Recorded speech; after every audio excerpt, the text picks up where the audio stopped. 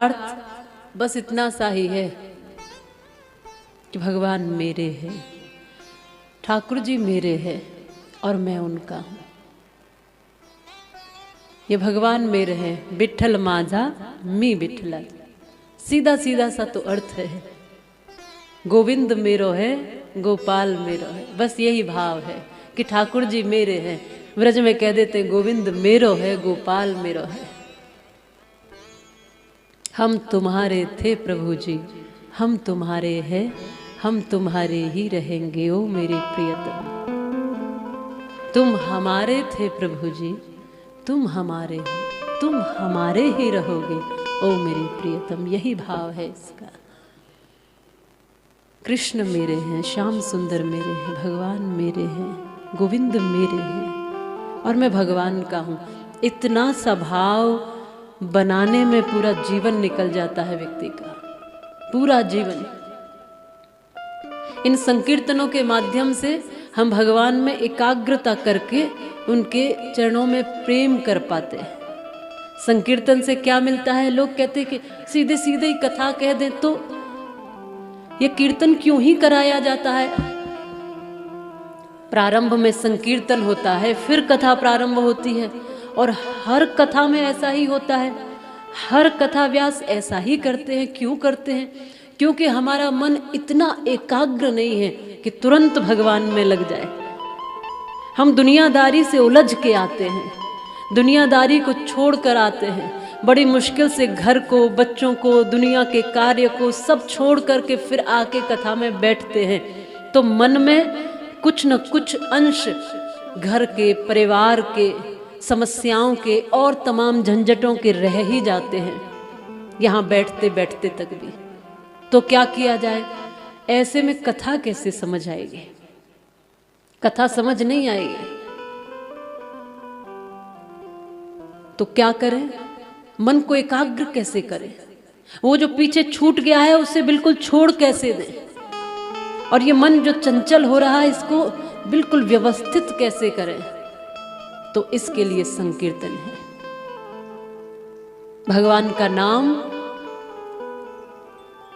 वो भी गाते हुए जब लेते हैं, संगीत के साथ जब हम लेते हैं, तब और हमारा ध्यान एकाग्र होता है, मजबूत होता है। हम जब नाम मन मन में उच्चारित कर रहे हैं तो मन कहीं ना कहीं इधर उधर भटक सकता है, लेकिन जब वाणी से भी जोर जोर से गा रहे हैं, मन भी गा रहा है, वाणी भी गा रही है, तालियां भी बज रही है, पूरा रोम रोम जब भगवान के नाम में सम्मिलित हो जाता है तो उसके साथ साथ मन भी एकाग्र होने लगता है।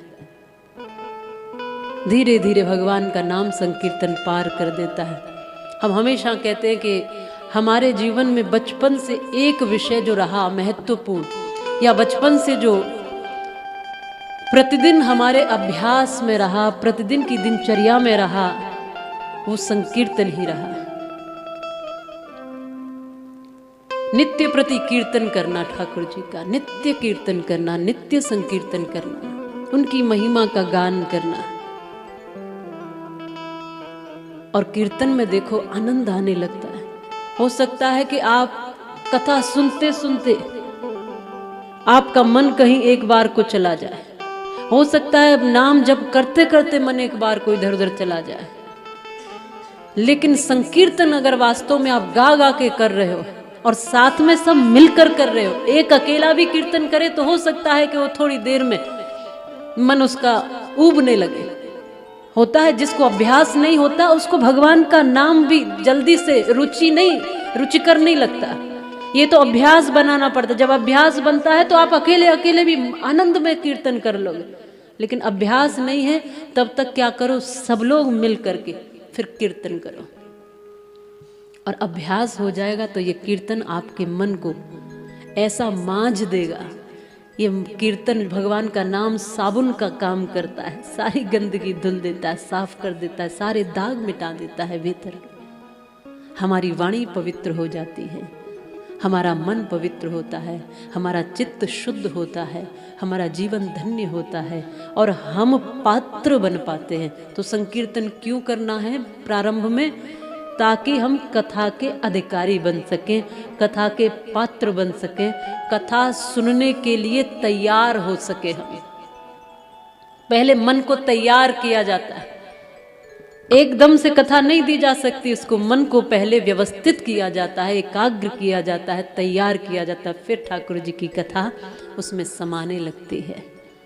मन सुनने को तैयार हो जाता है, फिर भगवान के कथा में, संकीर्तन में धीरे धीरे रुचि बढ़ने लगती है।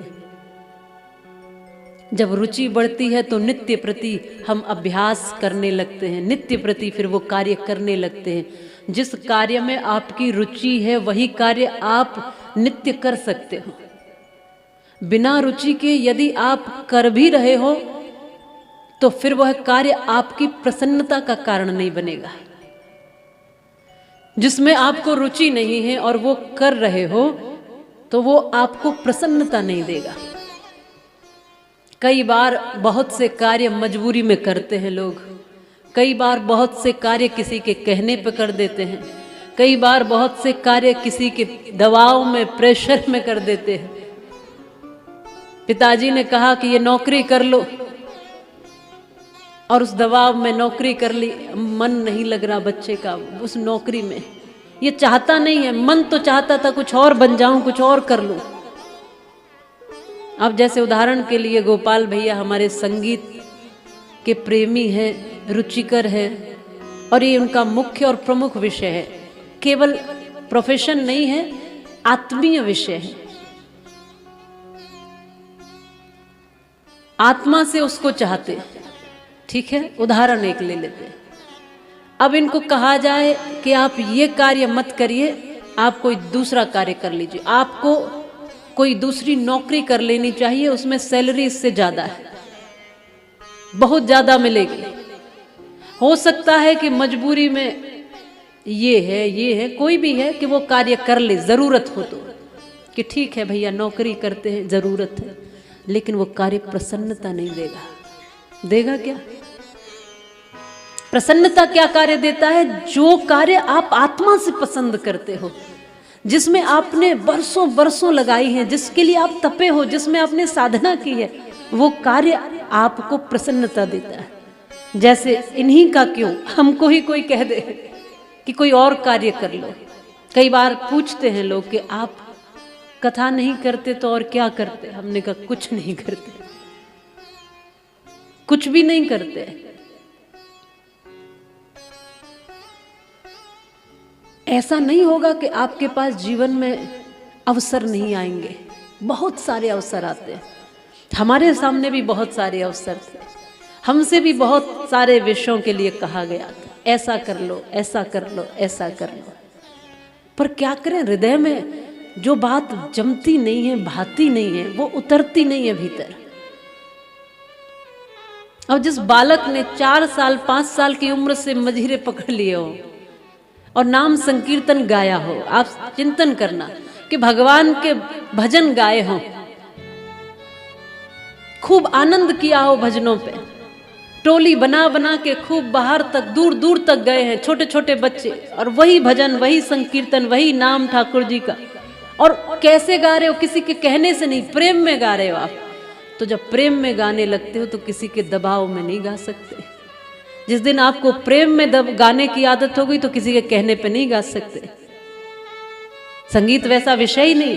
जब भजन गाने की आदत हो गई तो आप कुछ ऐसा नहीं गा सकते जो आपकी आत्मा को भाएगा नहीं। बहुत सारे हमारे पास भी अवसर थे, पर हमें बस ऐसा लगा कि भाई जब नौकरी करनी है, जब नौकरी ही करनी है तो फिर सबसे ऊंची वाली करो। जब किसी को मालिक ही बनाना है तो उस दुनिया का मालिक जो सबसे ऊंचा है उसी को मालिक बनाओ।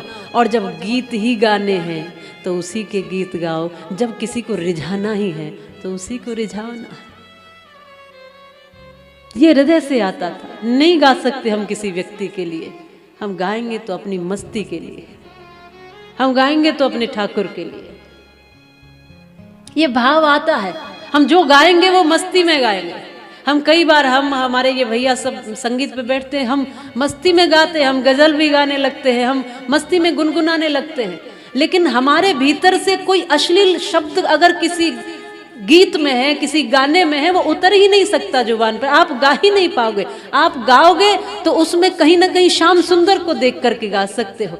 कोई आप कबाली भी गा रहे हो तो लगता है अरे ये तो ठाकुर जी के लिए होनी चाहिए। हम कोई गजल भी सुन रहे होते हैं तो अरे नहीं ये तो ठाकुर जी, इस पे तो कुछ लिखा जाए तो राधा रानी के लिए लिख देते हैं। इस पे कुछ, कोई विरह में गा रहा है, कोई विरह में रो करके गा रहा है अपनी प्रेमिका के लिए, और हम जब बैठते हैं हम सोचते हैं अरे ये तो ठाकुर जी के लिए गाया जा सकता है, अरे ये तो राधा रानी के लिए गाया जा सकता है। तो जिसे आदत हो गई ना भगवान का दर्शन करने की, भगवान में रहने की, भक्तिमय जीवन जीने की, वो कुछ और नहीं कर सकता। तो जब लोग पूछते क्या कर सकते हो, क्या करते, हमने कहा हमें तो पता नहीं, मुझे कौन पूछता था तेरी बंदगी से पहले, मैं बुझा हुआ दिया था तेरी रोशनी से पहले। ठाकुर जी जाने। तो जिस कार्य में आपकी रुचि होती है उसी कार्य को आप प्रसन्नता पूर्वक कर सकते हो। दुनिया मजबूरी में बहुत से कार्य कर रही है, पर वो मजबूरी का कार्य प्रसन्नता नहीं देता। अब यूं तो माता वो मजबूरी में आप भी पकौड़े तल रही हो ठंडी के अवसर में, करती हो कि नहीं करती? ठंडी के अवसर में हाँ आज तो पतिदेव का मन है, आज कुछ ऐसा बना लिया जाए। अब बेचारी लग कौन सी प्रसन्नता हो रही है? ऐसा नहीं है, प्रसन्नता एक दिन हो सकती है, 2 दिन हो सकती है। बेचारी का जीवन निकल गया, 30 साल से पकौड़े ही तल रही है, 30 साल से वही चूल्हा है, 30 साल से किसी ने नहीं कहा कि एक दिन हम तुम्हें छुट्टी दे देते हैं। लगी रही है, लगी रही। पर लोगों को देखो क्या कहेंगे, हमारी पत्नी को बहुत शौक है खाना बनाने। भाई शौक नहीं है उसको, शौक तो 1-2 दिन था, अब तो उसका जीवन निकल गया, अब तो वो आदत आ गई, बन गई है उसकी, और उसको करना ही है। पर उसके बाद भी लगता है ना, प्रसन्नता कौन सा कार्य देता है? जिसको आप रुचि से करते हो, जिसको आप भीतर से करते हो। कई बार तो हमें पता भी नहीं रहता है, हम किन्हीं किन्हीं कार्यों में ऐसे उलझ जाते हैं कि हमें लगता है कि हाँ ठीक है यही हो सकता है हमारा शौक। कई बार ऐसा होता है हमें पता भी नहीं चलता, हम जो करे जा रहे हैं हो सकता है यही होगा, समझ नहीं पाते। ठाकुर जी का प्रेम बिल्कुल अनंत है, उसमें आपको आनंद मिलता है। जैसे शराबी को शराब की तलब लगती है, वो ढूंढेगा, कहीं भी मिल जाए, कैसे भी मिल जाए, कितनी भी मुश्किलों से जाना पड़े, कुछ भी करना पड़े। ऐसे ऐसे लोग देखे हैं, खूब गरीबी है लेकिन आदत लगी है, पत्नी के गहने चुरा ले जा रहे हैं, पत्नी मेहनत मजदूरी करके पैसे लेकर आ रही है, उनको छुड़ा के ले जा रहे हैं, लेकिन पीना नहीं छोड़ रहे, नशा नहीं छोड़ रहे। ऐसी लत लगी है। जैसे शराबी को शराब की लत लगती है ना जी, वैसे प्रेमी को भगवान की लत लगती है, भक्त को भगवान की लत लगती है, ठाकुर जी के नाम की लत लगती है, उनकी कथाओं की आदत लग जाती है। बहुत बहुत श्रोता ऐसे जो एक दिन भी बिना कथा सुने नहीं रहते, उनको आदत हो गई है, नींद नहीं आती बोले। कुछ तो हमें फोन करके कहते हैं कि हमें अब ऐसी आदत हो गई है कि रात को कथा सुनते सुनते सोते हैं और कथा सुनते सुनते नींद आती है, एक आदत हो गई है। कुछ लोग कहते हैं हमें भजन सुनते सुनते नींद आती है, एक आदत हो गई है। ये आदत की बात है, जब आदत लगानी ही है तो फिर अच्छी आदत लगा लो, ऐसी लगा लो कि उस आदत से हमारा बेड़ा पार हो जाए।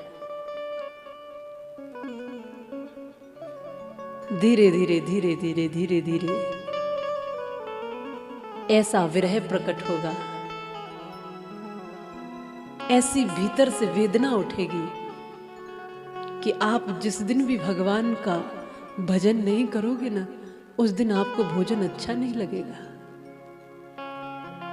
ये बात सत्य है। एक चीज, एक कुछ अपना लो। भगवान का नाम इतना मधुर मीठा है कि इसको अपना के देखो। रोज नाम जप करो, रोज संकीर्तन करो, ऐसी रुचि बनेगी आपके भीतर कि आप फिर भगवान के नाम के बिना रह नहीं सकते। आप भोजन छोड़ दोगे, आप घर के काम छोड़ दोगे, आप और कुछ छोड़ दोगे, आपको लगता होगा अच्छे से अच्छा काम वो छोड़ दोगे, लेकिन भगवान का नाम नहीं छोड़ोगे। अब कई बार हम कहते हैं कि नाम, आज तो नाम का फुर्सत ही नहीं मिली, आज नाम नहीं कर ले पाए, आज माला नहीं जप कर पाए, आज पूरा हम माला जप नहीं कर पाए, अरे आज कथा में समय नहीं था, आज नहीं सुन पाए, आज बहुत महत्वपूर्ण कार्य थे, आज छोड़ दिया। ये कब होता है? जब आप कथा से, भगवान के नाम से, भगवान के भक्ति प्रेम से ज्यादा अन्य कार्यों को महत्व देने लगते हो। तो जब सारे कार्य कर लिए तो आपने नाम जप क्यों नहीं किया? आपने भजन क्यों नहीं किया? कोई मीरा से पूछो, वो एक दिन भी अपने गिरधर गोपाल से अलग रह सकती है? एक पल भी नहीं, एक दिन की बात छोड़िए। ऊंचे घराने में उनका विवाह करा दिया गया, ऊंचे घराने में, ऊंचे घराने की ही बेटी है, ऊंचे घराने में ही विवाह करवा दिया गया। सारे सुविधा साधन है, सब कुछ है, संपन्नता है, धन संपत्ति है, सब कुछ है उनके पास, लेकिन सब फीका लगता है। मन में एक ऐसी विरह है कि बस कृष्ण को पाना है। मन में ऐसी एक वेदना है, हर समय कृष्ण में ही जीना है। अच्छे नहीं लगते 56 भोग और तमाम तरह के राजसी भोजन, अच्छे नहीं लगते, वो व्यंजन अच्छे नहीं लगते। साधारण वेश अच्छा लगता है, ये राजसी ठाट बाट अच्छे नहीं लगते, महल मकान अच्छे नहीं लगते। साधुओं की टोली अच्छी लगती है उनको, भगवान का नाम कीर्तन अच्छा लगता है, और नृत्य करते गाती हुई मेरे तो गिरधर गोपाल दूसरो न कोई। परिवार के कहते हैं इनको तो देखो, हमारी हैसियत का भी ख्याल नहीं, हमारे कुल की मर्यादा का भी ख्याल नहीं है, नाचती फिरती हैं साधुओं की टोली में। मीरा कहती थी, मैं तो अपने श्याम सुंदर के लिए नाचती हूँ, उनके लिए गाती हूँ। कोई मीरा से पूछो तो वो विरह थी उनके भीतर। हमारी राधा रानी से पूछो, श्री कृष्ण इस ब्रज में लीला करने के लिए आए। कितनी लीलाएं की हैं गोविंद ने, ठाकुर जी ने अनेक लीलाएं की हैं। बालपन में छोटे छोटे लीलाएं की, मिट्टी खाई है, माखन चोरी किया है, साथ में दुष्टों का दमन किया, पूतना तृणाव्रत, गोकुल की गलियों में घूमे, वृंदावन आकर के फिर गाय चराई है, माखन चुराया है, माखन लुटाया है, सबको खिलाया है, यमुना जी का जल शुद्ध कराया है, प्रकृति का पूजन करना सिखाया है। जो मोह में थे उनका मोह दूर किया है, जो अभिमान में थे उनका अभिमान दूर किया है, जो प्रेमी जन थे उनको प्रेम दिया है। गिरिराज जी का पूजन शुरू कराया, इंद्र आदि की पूजा बंद कराई है, इंद्र के अभिमान को चूर किया है। गिरिराज जी को अपनी उंगली पर धारण करके सब ब्रजवासियों की रक्षा की है। अघासुर, वकासुर, वृत्तासुर, तृणाव्रत, धेनुकासुर, तमाम असुरों का दमन किया है। सबको भगवान ने यथावत, जिनको दंड देना था दंड दिया, जिन्हें प्रेम बांटना था प्रेम दिया, जिन्हें बांसुरी सुनानी थी उन्हें बांसुरी सुनाई, जिनके नजदीक बैठना था उनके पास बैठे, किसी के साथ खेले हैं, किसी के साथ खाया है, आनंद किया है ब्रज में। एक समय है महाराज किया है, सबको अपना बनाया है, और एक समय था कि फिर वो सब छोड़ के भी गए हैं। अगर वास्तविक विरह पूछनी है, प्रेम पूछना है, तो श्री राधा रानी से पूछो, मीराबाई से पूछो। ये दो युगों की बात है, एक कलयुग की, एक द्वापर की। श्री राधा रानी तो स्वयं श्री कृष्ण ही है, प्रेम का ही प्रतीक, प्रेम का ही स्वरूप, प्रेम का ही प्रकटीकरण है। पर मीरा वो है जिनके समक्ष कृष्ण नहीं है। द्वापर के कृष्ण को कलयुग में अगर किसी ने प्रकट किया है तो वो मीराबाई है। और श्री राधा वो है जब श्री कृष्ण बांसुरी देकर जा रहे हैं। ब्रज में ही छोड़ी थी श्री कृष्ण ने बांसुरी, अब इस बांसुरी का कोई काम नहीं। ये ब्रजवासियों के लिए बजी है, ब्रजवासी इसको सुनकर आनंद लेते हैं। ये उन दुष्टों के लिए नहीं है। दुष्टों के सामने ना तो ये बांसुरी मुझसे बज सकती है और ना ही बजाने की इसको आवश्यकता है। ये बांसुरी यही है। ये बांसुरी छोड़ कर क्यों जा रहे हो? ये बांसुरी क्यों छोड़नी है? इस बांसुरी को देख करके और याद आएगी और स्मरण होगा। ये इसलिए दे रहे हैं कि जब तुम्हें याद आए तो बजा देना। तुम्हारा श्याम तुम्हारे पास ही होगा, तुम्हारा कृष्ण तुम्हारे पास ही होगा। श्री राधा कहती है कि फिर बांसुरी ये कभी नहीं बजेगी। क्यों नहीं बजेगी? क्योंकि कोई पल ऐसा नहीं है जिस पल में कृष्ण नहीं है। ये बांसुरी कब तक बजेगी? किस किस पल में बजेगी? इसलिए बांसुरी को तो एक तरफ रख ही देते हैं। हर पल में कृष्ण है। कौन सा वो पल है जिसमें आपकी याद ना होगी श्याम सुंदर? हर पल में भगवान की याद है। जब ऐसी विरह होती है ना, तब कृष्ण मिलते हैं। शिष्य ने गुरु से कहा, कैसे मिलेंगे भगवान? कैसे मिलेंगे ठाकुर जी? कैसे मिलेगा परमात्मा? मुझे भी दर्शन करने हैं, मुझे बताइए जरा, मुझे देखना है उनको। तो गुरु जल में लेकर के गए और शिष्य को जल में डुबो दिया। तड़पने लगे, छटपटाने लगे। जब लगा कि अब आखिरी प्राण निकल ही जाएंगे तो ऊपर ले लिया। पूछा कि अब कैसा लग रहा है? तो शिष्य ने कहा कि अब जीने का एक एक आखिरी श्वास का मतलब समझ में आया है। तो जब तुम भीतर थे, जल में डूबा हुआ था पूरा सिर, श्वास ले नहीं पा रहे थे, तब क्या सोचते थे? कौन याद आ रहा था? कोई घर के, परिवार के, कोई वस्तु, कोई सपना, कोई और कुछ याद था?